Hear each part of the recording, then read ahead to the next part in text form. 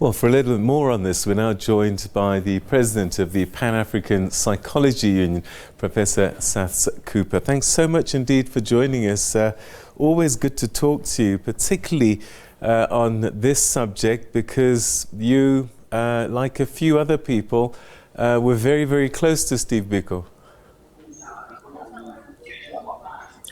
Yes, indeed, and it was a very memorable presentation, particularly because there were so many similarities with the Burundian condition. And importantly, the speaker raised the issue of untold stories and intergenerational trauma, which I think is what afflicts us in not only South Africa, but in other parts of the continent as well. So those parallels are important. And it's also important to recognize the role played by imposed values, the values that come from colonialism, the values that come from those that have oppressed us in the past and whose narrative still remains that which we tend to follow or to react to. Let's reflect on Steve Biko. It's been 45 years since he passed, and the world has changed. South Africa has changed phenomenally. What would his position be in the current state that we're in? Well, this is a hypothetical one, but clearly, if Steve Biko was around, we wouldn't be in this situation because, as you know, he was detained in August 1977 and ill-fated to Cape Town as part of the Quest Liberation movement. And he was sold out. He was sold out in Cape Town and elsewhere and detained. And the situation would have been very, very different if it weren't for that singular event, because the next leg of his trip was to meet with Oliver Tambo and others in exile. So all of that came to naught, being sold out inside and outside the country. It's a very moot point of what he would say, but we know what he did say, and that was that there was an expectation that the oppressed people would shape the liberation narrative, that they would shape where we're at, and that hasn't really happened.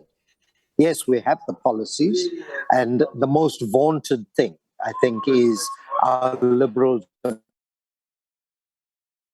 But all of us, a depredation, like dereliction of duty and the simple disregard for the majority of citizens, because there isn't a parallel between where Black people live and where others live, where Black people don't work and where the few do work. So we have the worst statistics that you can think of, the least employed in the world, the most unemployed in the world, the most violent society, the largest gaps between rich and poor. So you name it, we have the record. And that during democracy, which is a crying shame. We ought not to have that kind of disparity that is glaring all around us daily. And we're a very rich country. We are the second richest country after the Democratic Republic of Congo in terms of mineral wealth. But the extraction continues. And most people don't benefit from that which is extracted from their soil. Others benefit, international companies and a in our country, with a few nomenclatura joining them. So the news has been hit with the Stilfontein dam burst. Very few people are talking about the fact that it's a mine dam that burst. And nobody's holding the mining houses responsible. So it's that kind of depredation that allows state resources to be misplaced, and those few who control it tend to utilize it for their own benefit. That all of that ought not to happen, because if you truly feel for the country and for our people, that teach gone, totally ignored, and yet every year that we commemorate his death, everyone has an outpouring of sentiment. So in 2022, in a black majority ruled country where there is democracy, what would the black consciousness movement be of today?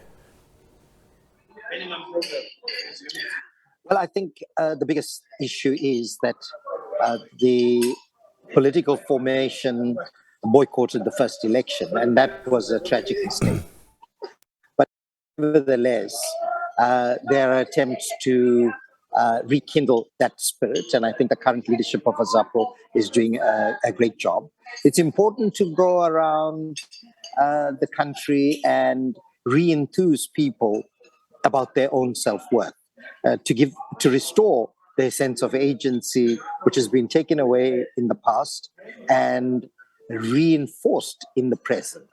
So that conscientization, that ability to create self-worth is critical, because it will ensure that dignity, that humanity is restored to the majority of our people, so that they can play a better role than being mere bystanders when others take decisions, which is a classic reiteration of what happened in the past.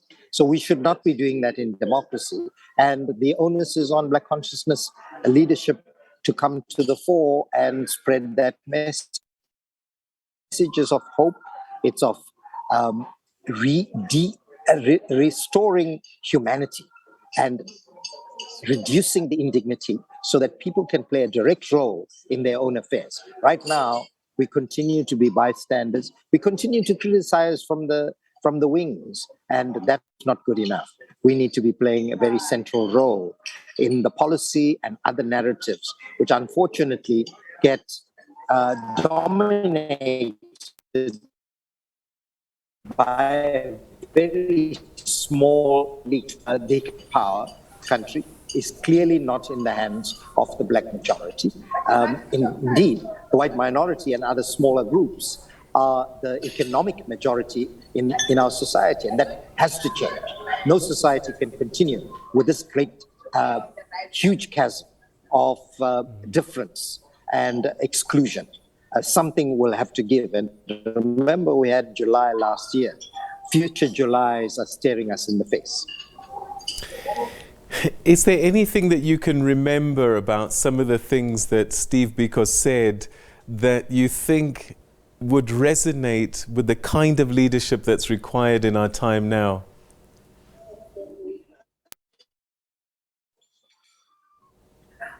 Well, look, he spoke, and the president of the country, in his ANC page today, mentioned that famous quote of Biko's about, at the end there will be the face of humanity. And our freedom has not seen that face of humanity. What we've seen is a sea of inhumanity, and that has to change. And so I'm tempted to say that black people are on their own and need to carry the cudgels forward to change their lot. If we don't do that, nobody else will. Sectarianism is not going to do it.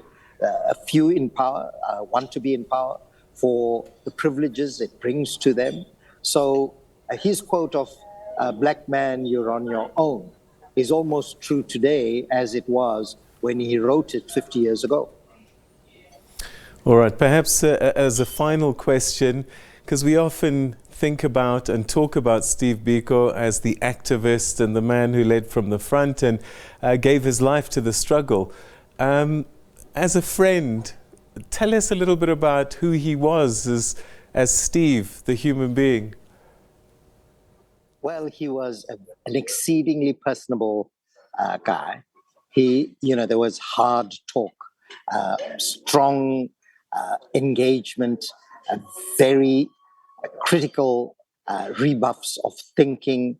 So all of that was part of what he was. But he was also somebody who loved life. He loved to play rugby, and we used to look down on that because rugby was then regarded as a sport that a small number played. But he persisted with that. So he had the courage of his convictions in what he did. So he said, well, I'll play even if the rest of you don't want to.